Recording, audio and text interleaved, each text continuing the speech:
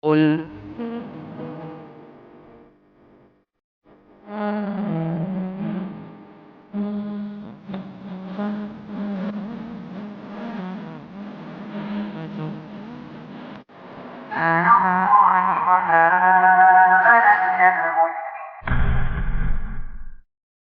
Alhamdulillah wassalatu wassalamu ala rasulillah. Puji syukur kepada Allah Rabbul Alamin. Salawat dan salam pada Rasul kita Muhammad sallallahu alaihi wasallam. Para pendengar sekalian yang terus menanti mendengarkan radio Darus Sholihin yang mengudara di frekuensi 107,8 FM, dan juga bagi Anda yang saat ini live lewat Facebook fanpage rumaiso.com dan lewat Instagram rumaiso.com pula. Begitu pula yang standby di YouTube di Rumaiso TV, dan para pendengar sekalian yang mendengar di Kecamatan Panggang, Purwosari, Sabtosari sekitarnya yang mendapat jangkauan radio ini, serta jamaah muslimah yang ada dari Oman yang menyambung langsung kajian ini. Mudah-mudahan semua diberikan kesehatan, panjang umur, dan Allah mudahkan dalam setiap urusan-urusan yang ada. Baik, pada kesempatan kali ini kita akan lanjut tentang sifat sholat yang kita ambil dari Bulughul Maram karya Imam Ibnu Hajar Al-Asqalani, di mana beliau menyusun hadis-hadis tentang masalah hukum, dan pembahasan kita berlanjut pada hadis 290 tentang larangan membaca Al-Quran dalam ruku' dan sujud. Hadisnya dari Ibnu Abbas, dan nanti kita akan lihat ya hadis-hadis selanjutnya dalam waktu 30 menit ini insyaallah, dan sisanya kita pakai untuk tanya jawab. Monggo dibaca. Diriwayatkan dari Ibnu Abbas radhiyallahu anhuma, ia berkata bahwa Rasulullah shallallahu alaihi wasallam bersabda, "Ketahuilah, aku dilarang membaca Al-Quran ketika ruku' dan sujud. Adapun ketika ruku', maka agungkanlah Rabbmu, dan ketika sujud, hendaklah kamu bersungguh-sungguh dalam berdoa, karena doa sewaktu sujud lebih layak untuk dikabulkan." Hadis riwayat Muslim. Baik, hadisnya dari Ibnu Abbas. An Ibnu Abbas radhiyallahu anhuma qala Rasulullah sallallahu alaihi wasallam, "Ala wa inni nuhitu an aqra al-Qur'ana raki'an aw sajidan fa amma ruku'u fa azimu fi rabba wa amma sujudu fastahidu fit du'a fa qamin ayyustajaba lakum." Rawahu Muslimun. Dari Ibnu Abbas radhiyallahu anhuma, ia berkata Rasulullah sallallahu alaihi wasallam bersabda, "Sungguh aku larang kalian untuk membaca Al-Qur'an ketika ruku' atau sujud. Adapun ruku', maka saat itu agungkanlah Rabb kalian, dan ketika sujud maka sungguh-sungguhlah dalam berdoa, karena lebih layak doa terkabul saat itu." Tentang kalimat ini, hadis ini diriwayatkan oleh Imam Muslim, itu dalam kitab As-Shalah, tentang salat, bab an-nahyu an qiraatil Qur'an fi ruku'i was sujudi, yaitu tentang larangan membaca Al-Quran ketika rukuk dan sujud. Dari jalur Sufyan bin Uyainah akhbarani, telah menceritakan kepada kami Sulaiman bin Suhaim dari Ibrahim bin Abdullah bin Ma'bad dari bapaknya dari Ibnu Abbas radhiyallahu anhu, ia berkata Rasulullah SAW ketika itu membuka penutup, dan manusia seketika itu sedang membuat shaf di belakang Abu Bakar. Lantas beliau katakan, "Yunas, innahu lam yabqa min mubasyaratin nubuwah illa ru'ya salihah yaraha al-muslim." Tidaklah ada berita bagus tentang kenabian yang itu didapati dari mimpi orang soleh yang dimimpikan oleh orang muslim atau ditampakkan untuknya. Lalu Nabi ingatkan tentang hadis tadi, "Inni nuhitu an aqra al-Qur'ana raki'an aw sajidan fa amru ruku'u fa azimu fihi rabba wa amma sujudu fastahidu fid du'a fa qamin ayustajaba lakum." Tentang kalimat fa azimu fihi rabba, agungkanlah Rabbmu. Ta'zim di sini maksudnya adalah kita sifatkan Allah dengan sifat-sifat yang maha agung, menunjukkan azama, ijla dan kibriya, menunjukkan Allah itu maha besar, maha agung.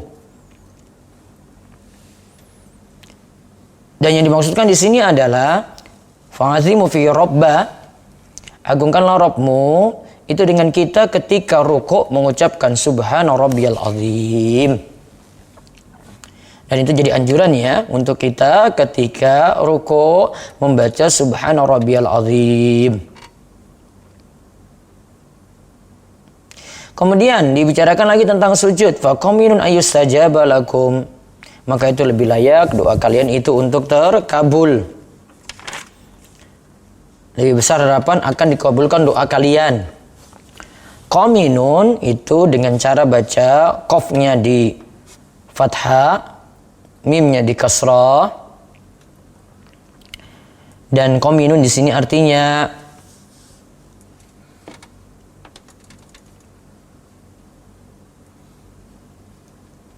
ya, qaminun itu artinya besar harapan. Kesimpulannya kita dapat lihat dari hadis ini. Nah, di sini perhatikan kesimpulan karena setiap kita baca hadis, ya pelajari hadis, kemudian ada kesimpulan-kesimpulan penting. Nah, kesimpulan ini para pendengar yang mendengar langsung, ya, terutama yang nanti kami akan berikan kuis di akhir, perlu diingat nanti kami akan berikan kuis, maka standby nanti untuk memberikan jawaban di 0812 281 85131, 0812 281 85131. Nanti bisa kirim jawabannya nanti lewat WA dengan mengetik kuis DS, pagar nama lengkap, pagar alamat lengkap, pagar nomor HP, pagar umur. Ya, nanti bisa sertakan di situ. Dan nanti nomor ini juga silahkan Anda gunakan untuk tanya jawab. Nanti kami mempersilahkan dulu ibu-ibu muslimah yang ada di Oman untuk bertanya. Baru nanti sisa waktu yang ada nanti untuk yang bertanya lewat WA, YouTube, Facebook, Instagram, ya nanti akan diberikan kesempatan untuk bertanya. Yang di YouTube bisa sebutkan di kolom komen, nanti kami baca. Yang di Facebook juga demikian. Yang di Instagram nanti tunggu ketika komen dibuka. Yang lainnya bisa kirim pertanyaan segera dengan mengetik nama, alamat, kemudian ya ketika itu tulis pertanyaan yang Anda penting untuk tanyakan, dan nanti akan kami buka juga tanya jawab langsung via phone, ya jika ada yang ingin bertanya langsung via telepon. Baik, kesimpulannya kita simpulkan dari hadis ini. Yang pertama, hadis ini jadi dalil dilarangnya baca Al-Quran ketika rukuk dan sujud. Dilarang baca Al-Quran ketika rukuk dan sujud. Dalam riwayat yang lain disebutkan hadis dari Ali, nahani Rasulullah sallallahu alaihi wasallam an aqra'a raki'an aw sajidan. Rasulullah sallallahu alaihi wasallam melarang kami membaca ketika ruku' atau sujud. Dalam riwayat lain disebutkan nahani Rasulullah sallallahu alaihi wasallam anil qira'ati fi ruku'i wa sujudi wala aqulu nahakum. Dan dikatakan Rasulullah SAW itu melarang membaca Al-Quran ketika ruku' atau sujud. Dan dalam riwayat ini tidak dikatakan nahakum, kami melarang. Ya, nahakum, melarang untuk kalian. Menunjukkan bahwa hadis ini, ya sebagaimana kesimpulan tadi, ini adalah larangan membaca Al-Quran ketika rukuk atau sujud. Dan ingat yang dimaksudkan sini adalah membaca Al-Quran yang maksudnya tilawah. Ya, sekali lagi, ini maksudnya adalah membaca Al-Quran yang maksudnya tilawah. Adapun membaca Al-Quran yang maksudnya adalah zikir, atau yang dimaksudkan sini adalah doa. Nah, ini paling sering kita dapati ketika rukuk dan sujud itu adalah ada doa-doa yang diambil dari Al-Quran dan hadis-hadis Nabi Sallallahu Alaihi Wasallam. Ya, contoh yang kita bahas dari Al-Quran ada Rabbana la tuzigh qulubana ba'da idh hadaitana wa hab lana min ladunka rahmah innaka antal wahhab. Itu dari Al-Quran. Ada Rabbana atina fid dunya hasanah wa fil akhirati hasanah wa qina adzabannar. Itu doa juga dari Al-Quran. Nah, di sini maksud kita baca ayat ini bukan lagi tilawah. Ini bukan lagi tilawah, namun lagi fokus membaca doa. Walaupun itu sumbernya dari Al-Quran. Sehingga hukum membaca doa yang sumbernya dari ayat Al-Quran dibaca saat sujud berarti masih boleh. Ya. Membaca doa yang sumbernya dari ayat Al-Quran yang dimaksudkan itu dia baca doa, maka itu masih boleh, tidak ada larangan. Karena kita ambil maknanya karena itu isinya doa.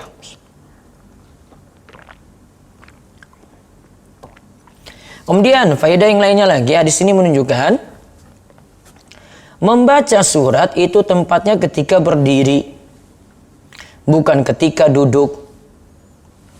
Membaca surat itu ketika berdiri karena tempat yang tinggi. Karena Al-Quran itu asyraful kalam. Kalam yang paling mulia, kalimat yang paling mulia. Sehingga dalam posisi kita berdiri baru kita baca. Bukan dalam posisi lebih rendah, rukuk, sujud. Nah, itu posisi lebih rendah ini daripada kita berdiri. Karena yang dibaca itu asyraful kalam, maka posisi yang pas ya makin tinggi.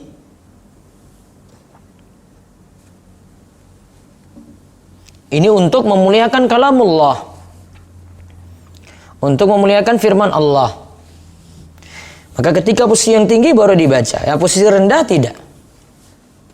Nah itu hikmahnya itu. Kenapa ketika berdiri itu kita baca, ketika rukuk sujud kita tidak baca Al-Quran? Karena posisi pasnya itu asyraful kalam letaknya di atas ketika tinggi. Sedangkan posisi rukuk dan sujud itu lagi tunduk, merendahkan diri, patuh pada Allah. Sekali lagi, ketika rukuk, sujud itu dalam kondisi merendahkan diri, lagi tunduk, lagi patuh pada Allah. Jadi dia posisinya rendah, berarti dia menunjukkan ketundukan pada Allah ketika itu. Saya harus tunduk pada Allah walaupun saya punya jabatan apapun, kekayaan apapun, fasilitas apapun saya punya, namun di hadapan Allah saya rendah. Maka dia turun rukuk, dia turun sujud. Nah, itu hikmahnya kenapa posisi-posisi ini dibuat seperti itu. Kok ketika rukuk sujud ketika sujud dianjurkan doa, ketika rukuk diperintahkan untuk mengagungkan Allah.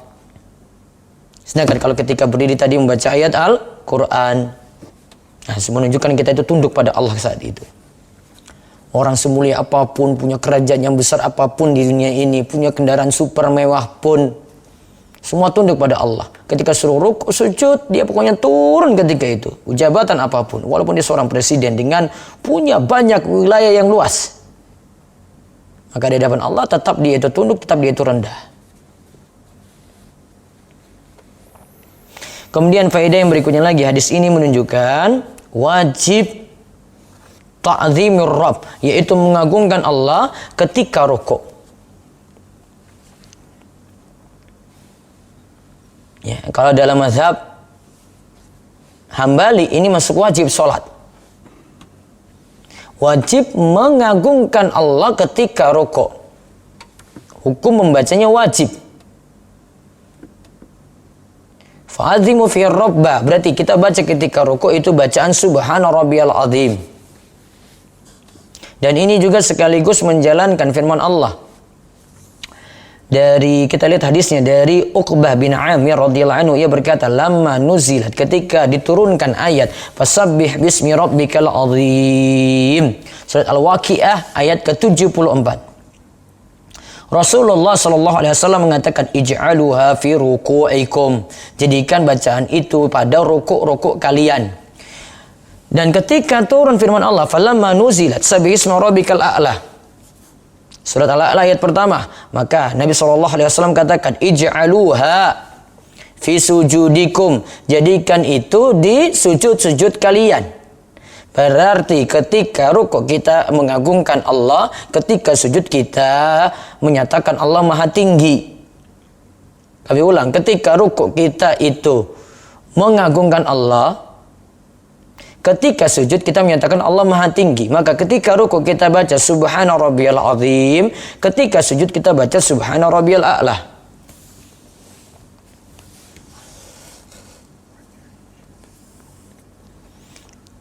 Dan kami tadi sebutkan ini wajib menurut mazhab Imam Ahmad membaca Subhana Rabbiyal Azim ketika rukuk tadi. Sedangkan menurut jumhur ulama hukumnya sunnah, tidak wajib. Karena dalam hadis musik solatuhu, orang yang jelek solatnya, Nabi SAW tidak mengajarkan bacaan ini.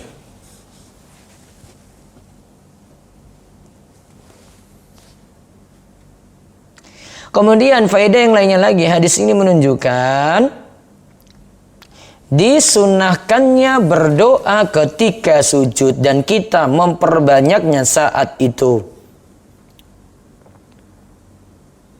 Disunahkan memperbanyak doa ketika sujud dan kita disunahkan memperbanyaknya saat itu.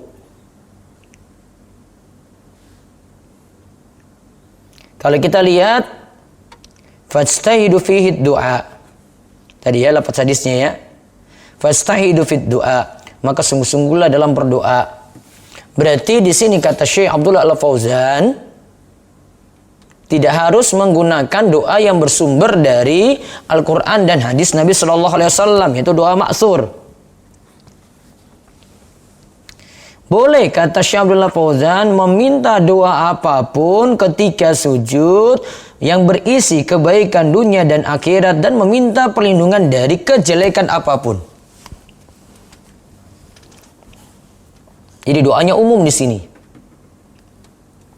Namun ibu-ibu Oman, kemudian para pendengar yang mendengar bahasan ini perlu diingat, walaupun kami katakan umum tadi, tetap aturan yang baik ketika kita baca doa saat sujud itu tetap dengan bahasa Arab.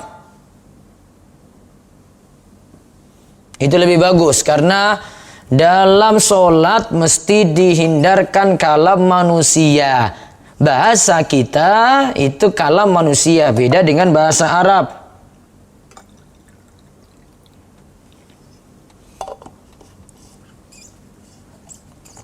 Ya, jadi perhatikan baik-baik. Maka kalau bisa para pendengar, bapak-bapak, ibu-ibu, para pendengar dan juga jamaah Oman, ya, hafalkanlah doa-doa yang ma'tsur itu lebih bagus. Doa yang bersumber dari Al-Quran, doa yang bersumber dari hadis-hadis Nabi Sallallahu Alaihi Wasallam, wah itu lebih luar biasa. Ada punya hafalan untuk doa-doa semacam ini. Ya, kami sudah sering mengumpulkan doa-doa ini, bisa baca di website kami rumaisol.com, dan bapak ibu-ibu para pendengar bisa dapati lewat toko Ruwaifi di 0852 00171222. Itu bisa dapatkan buku kami dengan judul 50 doa mengatasi problem hidup. Nah itu untuk mengajarkan gimana Islam, Nabi SAW atau dalam Al-Quran hadis diajarkan doa-doa yang ini sudah ringkas syarat makna. Padat maknanya. Dibandingkan dengan kita buat doa sendiri. Dan ini untuk membuat kita rajin mengetahui ada doa-doa dari Al-Quran kita berusaha hafalkan, ada doa-doa dari hadis Nabi SAW juga demikian.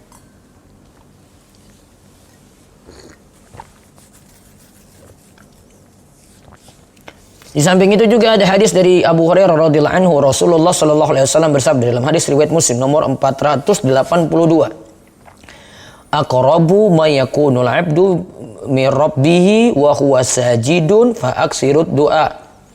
Tempat yang seorang hamba itu dekat dengan Rabb-nya yaitu saat dia sujud, fa aksirud du'a.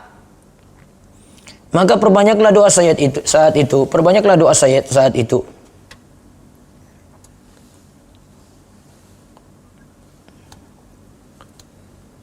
Ya, tempat paling dekat. Karena apa paling dekat?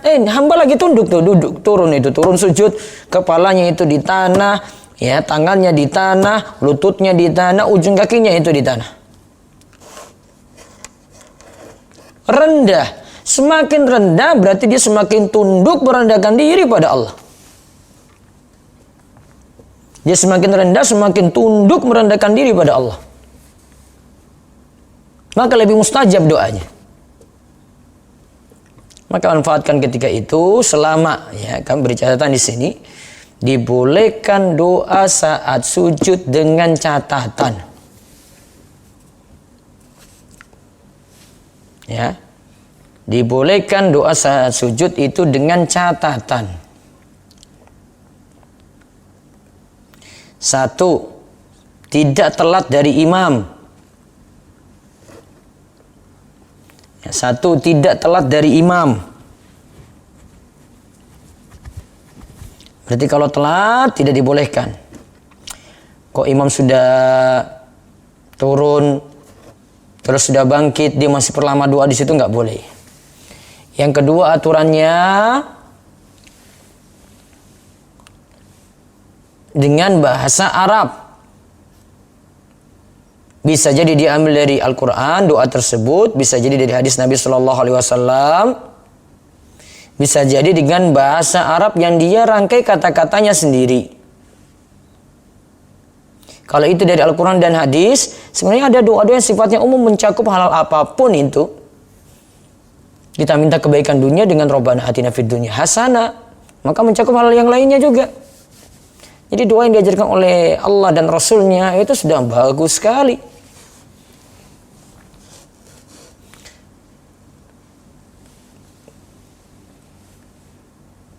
Kemudian aturan yang ketiga, tadi aturan pertama tidak boleh telat dari imam, aturan kedua dengan bahasa Arab.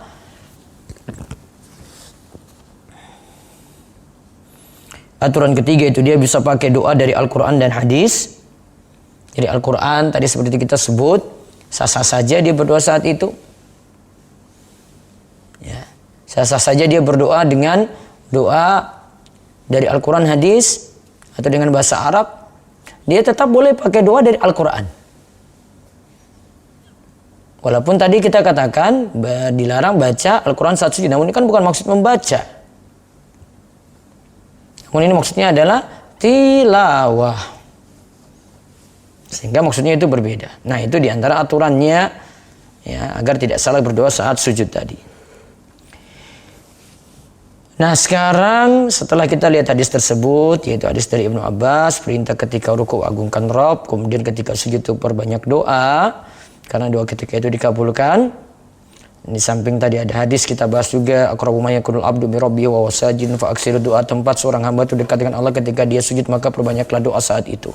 Kita lanjut lagi dengan hadis 291 tentang bacaan ruku dan sujud. Ya, bacaan ruku dan sujud. Bisa dibaca. Diriwayatkan dari Aisyah radhiyallahu anha, ia berkata, ketika ruku dan sujud, Rasulullah Shallallahu Alaihi Wasallam membaca Subhanakallahumma Rabbana wa bihamdika Allahumma gfirli. Maha suci Engkau ya Allah, Rabb kami, dan dengan memujimu ya Allah, ampunilah dosaku. Muttafaqun alaihi. Dari Aisyah radhiyallahu anha, Aisyah radhiyallahu anha qalat, kana Rasulullah sallallahu alaihi wasallam yaqulu fi ruku'ihi wa sujudihi subhanakallahumma rabbana wa bihamdika Allahumma gfirli. Muttafaqun alaihi. Dari Aisyah radhiyallahu anha, ia berkata Rasulullah sallallahu alaihi wasallam itu mengatakan ketika ruku dan sujudnya, bacaan subhanakallahumma rabbana wa bihamdika Allahumma gfirli. Maksudnya Engkau ya Allah, Rabb kami, ya, dan segala pujian untukmu, ampunilah dosa-dosaku. Muttafaqun alaihi. Hadis ini diriwayatkan oleh Imam Bukhari dan Muslim. Imam Bukhari mengeluarkan dari hadis dalam sahihnya, di antaranya di kitab Azan bab at-tasbih wa du'a fi sujud, tasbih dan bacaan doa ketika sujud. Juga diriwayatkan oleh Imam Muslim dari jalur Mansur, dari Abi Talha, dari Masruq, dari Aisyah radhiyallahu anha. Ini disebutkan dalam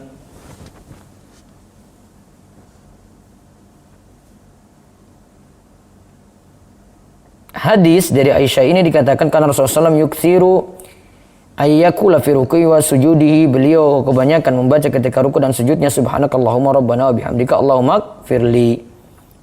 Dan kedua lafaz ini milik sahihain, ya, yaitu dari Bukhari dan Muslim. Baik, disebutkan dalam lanjutan hadis ini katakan setelah penyebutan subhanakallahumma rabbana wa bihamdika Allahumma gfirli yata'awwalul Quran. Bacaan ini adalah pengamalan dari Al-Quran. Ini maksudnya ta'awwalul Quran, mengamalkan apa yang diperintahkan dalam Al-Quran.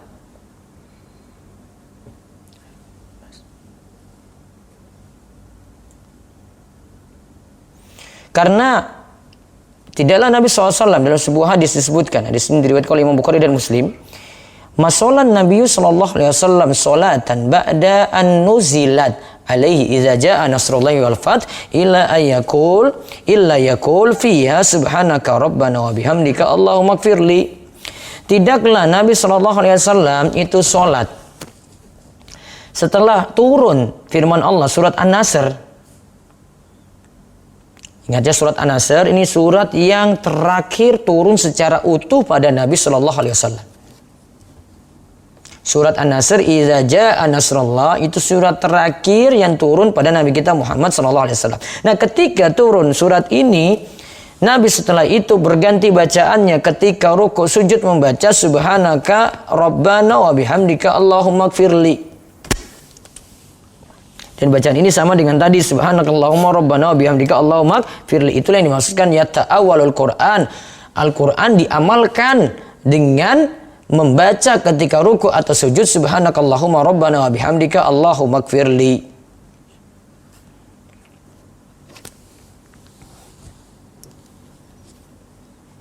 Adapun kesimpulan dari hadis ini. Yang pertama, dianjurkan ketika rukuk dan sujud membaca subhanakallahumma rabbana wa bihamdika Allahumma gfirli. Dan tadi kan dikatakan dalam riwayat lengkapnya Rasul seringnya membaca itu.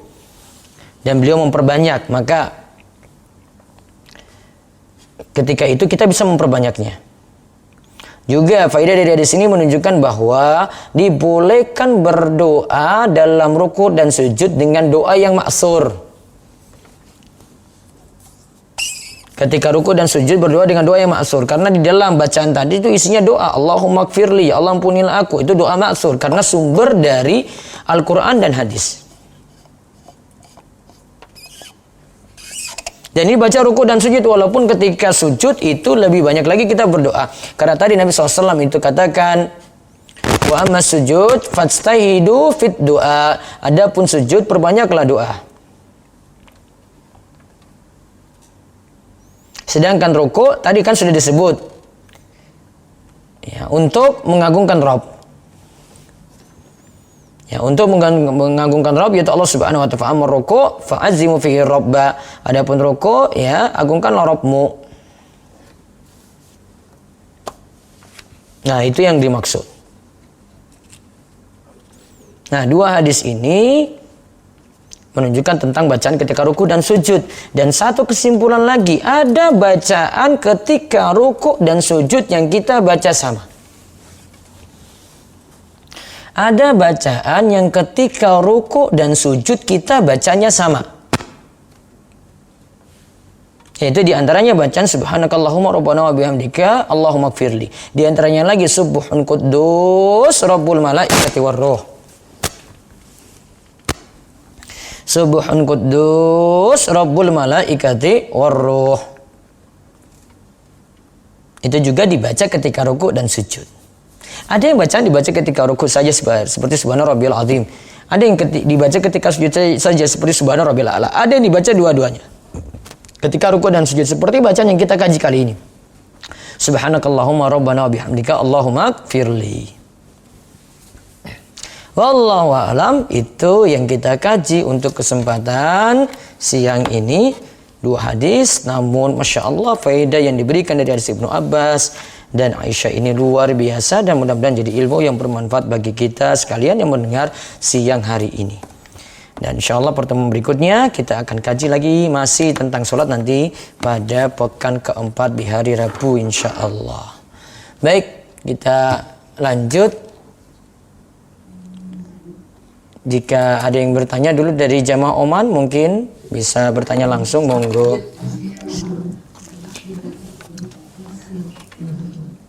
Assalamualaikum Ustaz. Waalaikumsalam warahmatullahi wabarakatuh. Kalau sudah terbiasa pada saat ruku membaca Subhana Rabbiyal Azim dengan waktu sujud Subhana Rabbiyal A'la, mana yang lebih utama kalau hanya ada satu kesempatan misalnya kebetulan imamnya cepat? Tadi bacaannya dipilih, Bu. Jadi kadang Ibu baca Subhana Rabbiyal Azim. Nanti di bacaan ketika ruku di tempat yang lain lagi baca Subhana Rabbiyal, baca Subhanakallahumma rabbana bihamdika Allahumma gfirli. Dipilih, enggak digabung. Tidak digabung ya. Terus saran saya variasi. Artinya tadi kan bacaan yang kita pelajari ada Subhana Rabbiyal Azim. Nah, Ibu baca saat ruku kadang baca ini. Nanti ruku berikutnya baca Subhanakallahumma rabbana bihamdika Allahumma gfirli. Ruku yang lainnya lagi baca Subuhun Quddus Rabbul Malaikati Warruh. Kalau variasi berarti Ibu jalankan sunnah Nabi SAW. Kalau milih salah satu saja berarti cuma jalankan satu. Namun kadang kalau ganti-ganti berarti semua sunnah Nabi SAW dijalankan. Dan itu ibadah lebih hidup. Karena nggak spontan gitu saja kita baca, tiba-tiba sudah selesai. Beda kalau kita milih. Kalau kita milih berarti kan ada penghayatan, kita milih, ada dalam keadaan sadar gitu. Sehingga lebih khusyuk karena variasi dalam bacaan tadi. Seperti itu. Ada lagi? Iya, kalau variasinya itu dalam satu sholat atau Bisa satu sholat, bisa nanti untuk sholat lain. Misalnya satu sholat, semua bacaan rukuknya Subhan Rabbil Azim gitu. Nggak masalah. Atau nanti rukuk pertama beda dengan rukuk di rakaat kedua, beda dengan rukuk rakaat ketiga, beda dengan rukuk rakaat keempat. Boleh juga. Yang penting saran saya variasi tadi. Divariasikan. Jangan monoton terus. Bosan hidup. Bosan ketika sholat seperti itu. Kebosanan datang nanti.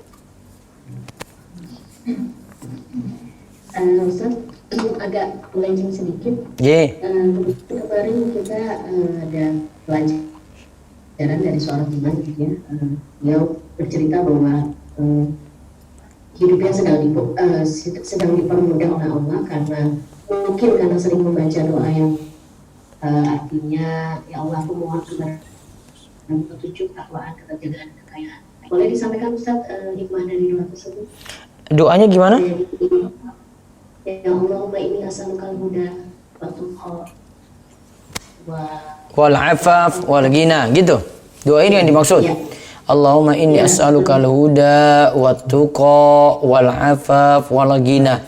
Ya Allah, aku mohon kepadamu petunjuk, al huda petunjuk. Allahumma inni as'alukal huda petunjuk. Allahumma inni as'alukal huda wa tuqa, at-tuqa ketakwaan. Wal afaf, al afaf itu ada dua makna. Yang pertama, tidak meminta-minta atau mengemis. Kedua, afaf itu artinya tidak melakukan yang haram. Kemudian wal ghina, yaitu minta pada Allah al ghina, kecukupan. Rasa cukup, qanaah, nrimo ing pandung. Ya, jadi doa ini bagus sekali diamalkan dan Nabi SAW juga mengamalkan doa tersebut. Allahumma inni as'alukal huda wat tuqa wal afaf wal ghina. Tidak ada waktu khusus, bebas diamalkan kapanpun. Termasuk pada saat sujud ya Ustaz ya? Boleh juga ketika sujud seperti tadi kita belajar. Masih boleh berdoa ketika sujud. Ini lebih bagus pakai doa yang ma'thur. Doa dari Al-Quran dan hadis seperti contoh Allahumma inni as'alukal huda wat tuqa wal afaf wal ghina. Ya, terus? Ya? Ada lagi yang nanya? Waalaikumsalam warahmatullahi wabarakatuh. Untuk pembacaan doa ketika sujud, kalau sujudnya sujud terakhir, kan kita tetap tidak boleh terlambat daripada imam. Ada batasan enggak? Makanya ketika saran saya Bu, tidak khususkan doa pada sujud terakhir karena tidak ada dalilnya yang menyatakan doa sujud terakhir lebih makbul. Ya, jadi doa itu bebas. Mau sujud pertama, sujud kedua, seterusnya tidak boleh dikhususkan pada sujud terakhir. Itu karena tidak ada dalilnya. Ada lagi? Ya, Ustaz mau nanya lagi, untuk dibaca dalam sholat kan katanya tidak berulang manusia, berarti apakah kalam Allah itu bisa dijelaskan dari siapa itu? Bacaan apa tadi Bu? Bacaan di dalam sholat itu tidak boleh kalam manusia. Iya. Berarti kalam Allah itu apakah sebatas bahasa Arab saja? Sebatas kalamullah, zikir, tasbih, dan doa-doa yang dari bahasa Arab. Definisi kalamullah itu bisa Kalam manusia itu bentuknya adalah bentuknya ngobrol atau bentuknya bahasa lain bahasa Arab. Jadi selain bahasa Arab, kalau dalam ini aturan mazhab ya, ini mazhab Syafi'i, tidak boleh ada dalam sholat. Gitu. Ada lagi? Ada Ustaz. Hah? Apa hukumnya ini ada pertanyaan titipan. Apa hukumnya doa dan zikir berjamaah yang dipimpin imam setelah sholat fardu selesai? Tidak ada tuntunannya. Yang ada tuntunan sendiri-sendiri. Ditambah lagi zikir Nabi SAW juga sendiri-sendiri. Begitu juga doa afdolnya sendiri-sendiri karena kebutuhan orang itu sendiri-sendiri. Ya, kebutuhan orang itu sendiri-sendiri. Kebutuhan si A beda dengan kebutuhan si imam. Sehingga kalau imam paksakan untuk doa dia, belum tentu si A itu punya kebutuhan seperti itu. Jadi afdolnya sendiri-sendiri untuk doa dan zikir ba'da sholat. Ada lagi?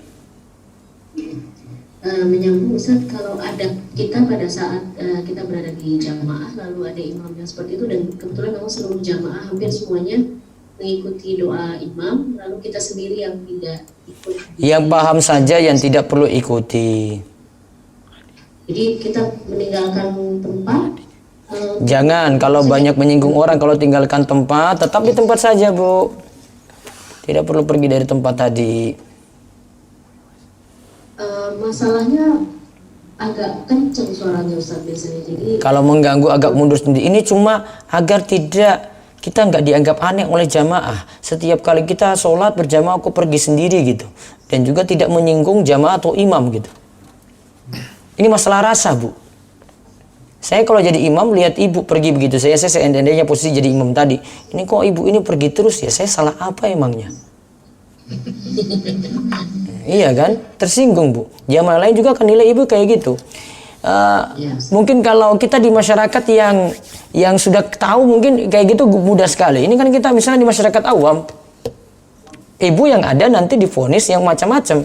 Ini kayaknya dia sudah beda aliran nih dengan kita nih. Mungkin alirannya kayak gitu ya dia ya. Ya kayak gitu jawabannya nanti, Bu. Coba sendiri nanti praktekkan sendiri lah. Tahu kalau terjun ke lapangan akan tahu sendiri. Maka untuk kurangi mudorot saja. Jadi ibu cuma kurangi mudorot. Ini sama-sama mudorot. Saya ikut mudorot. Saya tetap di situ juga mudorot. Saya ambil yang lebih ringan. Saya tetap di situ, tapi saya tidak ikut bersama-sama. Kan mudorot itu kita pilih yang paling ringan kalau dapat dua yang bertabrakan seperti itu. Gitu. Ibu ambil yang lebih ringan. Kalau ibu pergi dari situ, mudorotnya lebih besar. Mudah-mudahan paham. Ya Ustaz, kalau di Oman mungkin kita agak lebih aman karena biasanya yang kiri kanan kita nggak bertanya ya ketika kita nggak mengikuti. Tapi kalau misalnya di Indonesia, nah itu makanya penyikapannya beda-beda, Bu, daerah, Bu. Kalau saya tetap di tempat, Bu, saya nggak pergi-pergi. Saya sudah tahu hukumnya, namun saya takut nyinggung kanan kiri saya. Nah kalau misalnya kebetulan di Indonesia kita ditanya Ustaz. Ditanya apa?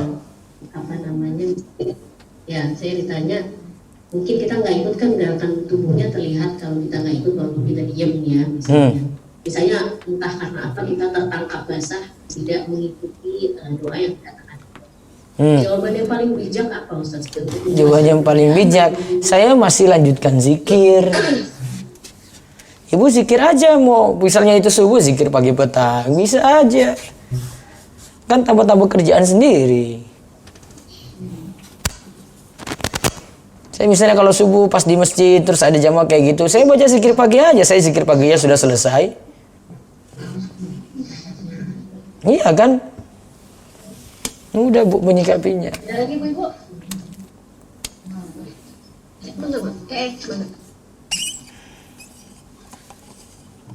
Assalamualaikum warahmatullahi wabarakatuh. Waalaikumsalam warahmatullahi wabarakatuh. Izin bertanya tentang bacaan ruku dan sujud ini, jumlahnya apakah tadi kan dikatakan bahwa berbanyak Iya. itu yaitu jumlahnya berapa, boleh bebas? Boleh bebas minimal 1 kali. Ibu baca 3 boleh, 5 boleh, dibebaskan. Ya, bacaannya tadi Ustaz. Iya, kalau itu dengan imam berarti bacaannya sebanyak ya saat menunggu imam gitu. Berarti yang jumlah 3 itu dasarnya tidak wajib ya? 3 tadi tidak harus, boleh 1, boleh tambah lebih daripada itu juga boleh. Iya.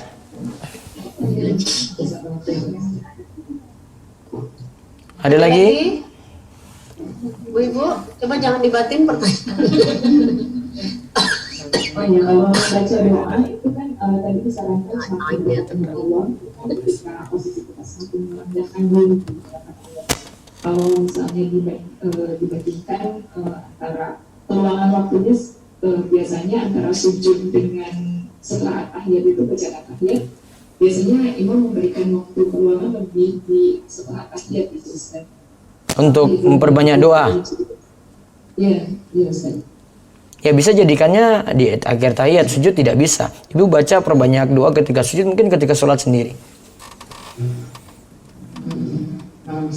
Ya. Ada? Ada lagi? Minta? Aku? Kita mau nanya. Dah? Dari Oman, cukup dulu saya pertanyaannya sambil mungkin. Ya, kami bacakan dari Instagram, dibuka coba. Baca dari Facebook dulu, live. Facebook, Rumaiso. WA ada, WA, telepon langsung ada? 0812-281-85131 jika ada yang ini. Siap-siap dulu, kami berikan kuis. Kuisnya sebutkan surat yang terakhir diturunkan. Nama surat yang terakhir diturunkan, sebutkan surat apa. Tadi sempat disinggung surat yang diturunkan terakhir pada Nabi kita Muhammad sallallahu alaihi wasallam. Baik, saya baca. Nanti kirim ya ke 0812-281-851-31. Tuliskan terlebih dahulu kuis DS, pagar nama lengkap, pagar alamat lengkap, pagar nomor HP, pagar umur. Sekarang ada yang nanya. Ada telepon interaktif. Ada telepon interaktif, monggo silahkan. Ini dari Facebook belum ada pertanyaan. Monggo. YouTube dulu ya. Silakan. Assalamualaikum. Dengan siapa di mana?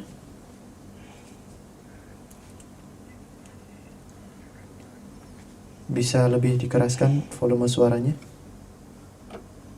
Di Yogyakarta. Oh iya. Silakan pertanyaannya. Kalau mau udah kuis apakah bisa lewat langsung? Oh, nggak bisa. Kuis lewat WA. Sekarang tanya. Oh ya Ustaz, untuk posisi makmum ketika imam itu sedang membaca jahar, apakah cukup mendengarkan atau ikut membaca Al-Fatihah ya Ustaz? Posisi imam jahar ya, terus makmum untuk bacaan Al-Fatihah ya. Maka bisa memilih pendapat, ini kami memilih pendapat ini, bacaan imam jadi bacaan makmum. Jadi makmum cukup diam, otomatis bacaan imam sudah menjadi bacaan makmum, makmum tidak perlu mengulangi lagi Al-Fatihah. Cukup dia dengarkan saja dan ucapkan amin gitu. Oh, syukur Ustaz. Ya. Nanti ditunggu jawab kuisnya langsung lewat WA. Baik, ini lewat Facebook. Untuk memperpanjang sujud itu bagaimana Ustaz? Apakah dengan membaca tasbih berulang-ulang? Iya, bisa memperbanyak tasbih berulang-ulang. Subhanarabbil a'la, subhanarabbil a'la, subhanarabbil a'la, subhanarabbil a'la. Gitu diulang-ulang bisa. Subhanakallahumma rabbana bihamdika Allahumma ighfir, dibaca berulang kali. Terus juga, apakah diperbolehkan membaca Al-Quran setelah Al-Fatihah menggunakan aplikasi yang ada di HP? Ini terlalu banyak gerak dan nanti banyak mengganggu. Baiknya konsen membaca yang dihafalkan saja. Terus dari Asteria Diantika, bagaimana hukum ketika sholat mukena melorot tapi menggunakan celana panjang sehingga aurat tidak terlihat? Apakah sholatnya sah? Dirinci, jika ketika melorot ruku atau mukena ini aurat jadi terbuka, celananya jadi terbuka, ini sudah tidak memenuhi syarat lagi. Maka kalau dia hanya bisa membatalkan sholat baru bisa merapikan, maka sholat dibatalkan tanpa mengulangi wudhu. Terus dia perbaiki ruku mukenanya lagi, terus ulangi sholat dari awal. Namun kalau cuma mengangkat saja, ya karena yang terbuka sedikit, maka ketika itu sholat bisa dilanjutkan. Saat kita sedang baca tasyahud akhir, sholat sunnah qobliyah masuk iqomah, tapi bacaan belum selesai. Apakah langsung salam saja atau selesaikan bacaan? Selesaikan bacaan, baru nanti ikut imam untuk sholat berjamaah. Dari Abid Zaki, bagaimana seharusnya sikap kita jika istri tidak mau berhenti menjual rokok di warung padahal saya sudah memberitahu dengan baik-baik? Ya, kalau bisa sampaikan dengan halus dulu, berulang kali, sampaikan mudaratnya gimana, sampaikan mudarat harta haram itu bagaimana. Nah, ini kayaknya harus diberitahu keras tentang harta haram tadi. Beritahu dulu sulit terkabul, membuat kita itu jadi malas ibadah dengan adanya yang haram tadi. Ya, kemudian Allah jadi murka, kita ikuti langkah setan. Kemudian kalau ini terjadi pada masyarakat, maka Allah akan segera menurunkan musibah atau bencana-bencana, ya. Atau kalau ini juga pada masyarakat muslim, maka itu membuat kaum muslimin jadi mundur, tidak pernah maju. Jadi beritahu pelan-pelan seperti itu. Ya. Terus dulu belajar bacaan sholat rukuknya subhana rabbil azimi wa bihamdi. Kalau sujud subhana rabbiyal a'la wa bihamdi. Ini saya tidak sahih, riwayatnya tambahan wa bihamdi masih boleh diamalkan. Lalu dari Ummun Nisa, Ustaz, apakah jika seorang istri yang berkata nafkah yang diberikan suami tidak mencukupi, apa sama halnya tidak percaya sama rezeki Allah? Boleh jadi dia pakai standar orang lain, dia mengatakan tidak cukup. Sebenarnya cukup. Mungkin karena kurang qanaah, kurang nerimo, dan dia cemburu pada rezeki orang sehingga dia merasa tidak cukup. Coba istri seperti ini perbaiki keadaan diri dengan menghimpun sifat qanaah pada dirinya dan percaya pada takdir Allah, Allah yang memberikan rezeki ini dengan baik. Terus lewat WA silahkan. Dari Muhammad Winardi, Ustaz. Ya. Mau tanya, apakah sama antara sholat sunnah fajar dan sholat sunnah rawatib qobliyah subuh? Kalau berbeda, kapan pelaksanaan? Sama qobliyah subuh, sholat sunnah fajar, sholat sunnah rawatib itu sama untuk qobliyah subuh tadi. Itu istilah yang sama. Lalu? Kemudian, Assalamualaikum Ustaz. Waalaikumsalam warahmatullahi wabarakatuh. Apa hukumnya menggunakan GoPay dan OVO? Itu perlu perincian lagi. Kalau memanfaatkan diskonnya dan Anda sebagai anggota dan itu ada deposit di situ, lalu Anda sengaja diberikan diskon dalam masa promo misalnya, maka itu keuntungan dalam utang piutang, maka tidak boleh dimanfaatkan. Secara global seperti itu aja yang masalah. Kemudian dari Tati Mulyati, saya mau tanya cara sholat jamak qashar awal dan akhir. Kalau saya sholat asar dikerjakan di waktu zuhur dan qashar, bagaimana niatnya? Niatnya cukup kerjakan langsung sholat zuhur 2 rakaat jamak qashar ya, kemudian asar 2 rakaat. Namun tidak boleh ada jeda antara zuhur dan asar tadi. Setelah zuhur selesai langsung kerjakan asar. Sedangkan kalau jamak takhir ya, bisa dahulukan asar baru kemudian zuhur, bisa kerjakan zuhur baru kemudian asar. Kerjakan masing-masing 2 rakaat seperti itu. Ada lagi? Kemudian apabila saat sholat maghrib munfarid dan saat di rakaat ketiga ada yang ikut menjadi makmum, ya. Apakah bacaan Al-Fatihah jadi harus dijaharkan? Tidak dijaharkan karena imamnya berada di rakaat ketiga. Begitu juga saat sedang qobliyah atau ba'diyah isya, Ustaz. Iya, dia posisinya di mana? Kalau dia posisinya masih 2 rakaat ya berarti 2 rakaat jahar-jahar semua kan? Berarti dia jaharkan. Kemudian dari Liasari, setelah sholat subuh, zikir pagi, ngaji, atau dengerin kajian Ustadz. Isi waktu untuk bisa kerjakan sholat isyraq. Yang ditanyakan, bolehkah zikir pagi ngaji pindah tempat di atas kasur? Soalnya badan dingin. Allah masih bisa seperti itu, masih dalam kamar. Terus. Kemudian, apakah benar dendam itu bagai kayu bakar yang dimakan api? Iya, betul. Dendam seperti itu, hasad juga seperti itu. Kemudian dari Bundo, Ustadz, kalau pas posisi mau bangkit dari sujud, kita akan mengucapkan takbir. Nah, kalau ucapan takbirnya sudah selesai tapi belum berdiri sempurna, itu gimana Ustadz? Itu yang ada takbirnya di antara mau pindah rukun. Bukan sebelumnya saat kita masih sujud atau bukan setelahnya setelah kita sudah berdiri. Namun di antara ketika mau bangkit. Namanya saya takbir intikal, takbir ketika berpindah. Kemudian dari Ajeng, Ustadz mau tanya, saya kerja sebagai perawat di rumah sakit. Jika sore wudhu untuk sholat asar dan ketika masuk waktu maghrib, karena saya yakin wudhu saya belum batal, bolehkah lanjut sholat maghrib tanpa wudhu lagi? Boleh seperti itu kalau dia yakin memang tidak batal. 2 lagi. Dari Sinda, Ustadz. Ketika kita sholat, terkadang ada bisikan-bisikan yang membuat kita tidak fokus atau tidak khusyuk. Apakah benar itu karena diganggu setan dan menghilangkannya dengan meludah 3 kali ke kiri serta membaca ta'awud, Ustadz? Iya, bisa jadi seperti itu dan itu cara itu dibenarkan, ada riwayat tentang hal tersebut. Kemudian terakhir, bagaimana cara menjaga kekhusyuan dalam sholat agar tidak terlintas pikiran yang tiba-tiba terlintas? Diulang tadi? Dari mana? Bagaimana cara menjaga kekhusyuan dalam sholat agar tidak terlintas pikiran yang tiba-tiba terlintas? Ini kiat-kiatnya banyak sekali, tidak bisa disampaikan dalam bentuk singkat. Coba baca kiat-kiat yang bagus di rumahsholat.com, ada tentang kiat sholat khusyuk. Ya, mungkin demikian yang bisa kami bahas, dan Allah memberikan taufik dan hidayah untuk terus nambah ilmu dan amal. Mudah-mudahan kita diberikan keistiqomahan, dan kami tunggu jawaban ya dari kuis tadi. Kita tutup dengan doa kafaratul majelis. Subhanakallahumma bihamdika asyhadu an la ilaha illa anta astaghfiruka wa atubu ilaik. Assalamualaikum warahmatullahi wabarakatuh.